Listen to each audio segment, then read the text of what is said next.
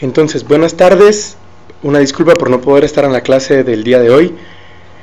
De cualquier forma, envío por este medio mi contribución a la presentación sobre el paquete de Orange para Data Mining.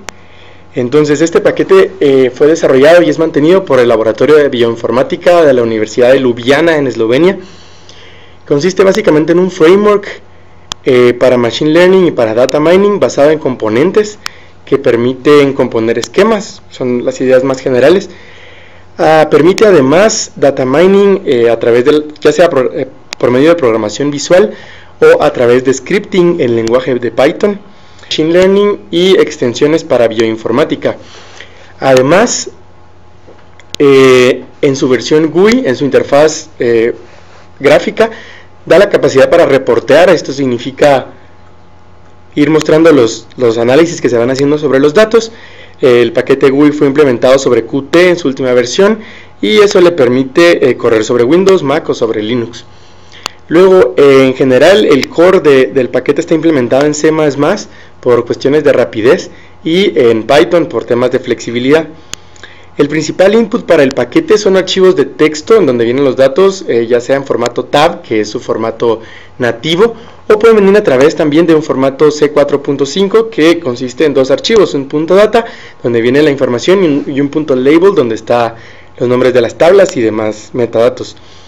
Luego posee también módulos para interactuar con MySQL y en general también para cualquier Database Management System que cumpla con la especificación de Python para bases de datos PEP 249.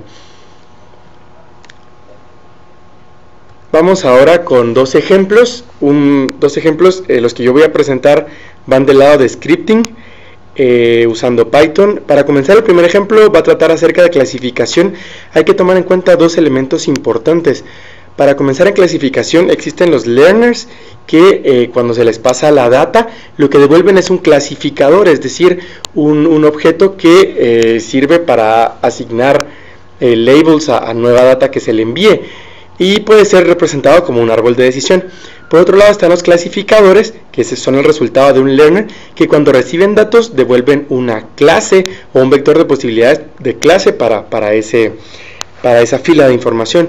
Luego en nuestro ejemplo vamos a usar como input un listado de votantes que respondían sí o no, que cumplían o no con ciertas características.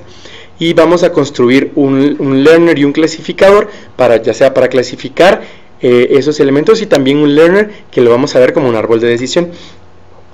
Entonces, para comenzar, un clasificador que devuelve clases. Vemos el código que extrae de la información y se crea un learner que puede responder al nuevo input que se le pase, decidiendo si ese input, esos datos, lo constituyen como republicano o como demócrata. Entonces aquí vemos que los datos originalmente ese elemento era republicano y que el resultado del clasificador lo devolvió como republicano y demás, ¿verdad? Una segunda fase puede ser considerar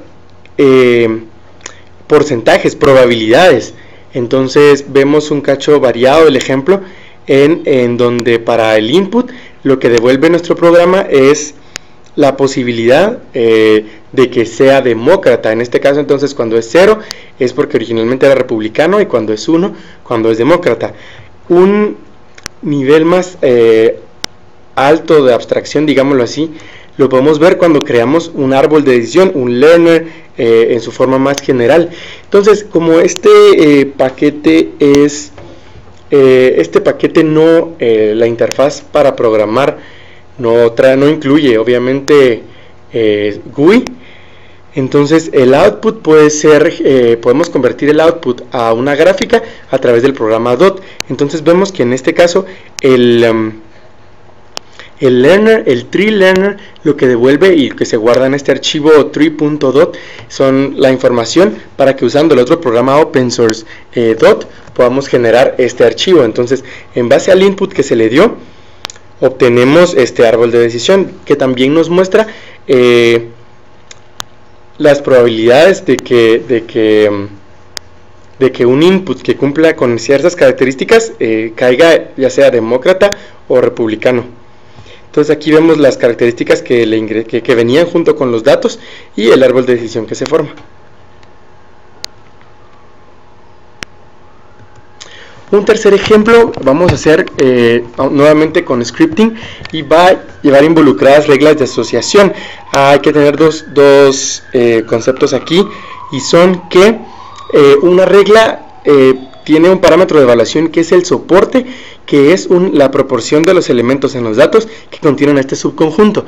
Para este ejemplo vamos a usar un listado de diferentes carros y vamos a evaluar sus características. Sin embargo, no vamos a usar todas las características del automóvil, sino solo algunas, y por eso nos interesa el soporte. Vamos a elegir un subconjunto de los datos que tenga un soporte parecido.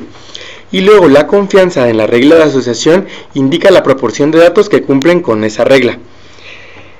La interfaz para reglas de asociación básica en Orange utiliza el algoritmo a priori y tiene el contra de que no nos permite utilizar atributos continuos, por lo que en el preprocesamiento de los datos, que también se puede hacer en Orange, necesitamos categorizar antes. Y luego el input, como ya mencioné, es un listado de carros con sus características, y vemos en esta parte el código, en donde a nuestra tabla carros le aplicamos el preprocesamiento para extraer solo 10 de los atributos que nos interesan. Luego de que induce la regla de asociación, las generamos y luego imprimimos las 10 reglas como más importantes. Y el output que vemos es justamente que de los carros, los que tenían un tipo, por ejemplo, esta primera regla lo que indica es que los que tenían tipo gas muy probablemente tengan la ubicación del motor en la parte frontal. Una regla más interesante, por ejemplo, la vemos aquí abajo en la última, en donde con un soporte del punto 77 y con una confianza de punto 87, podríamos decir, cuando el tipo de gasolina es gasolina y la ubicación del motor está al frente, es muy probable que el tipo de aspiración sea estándar.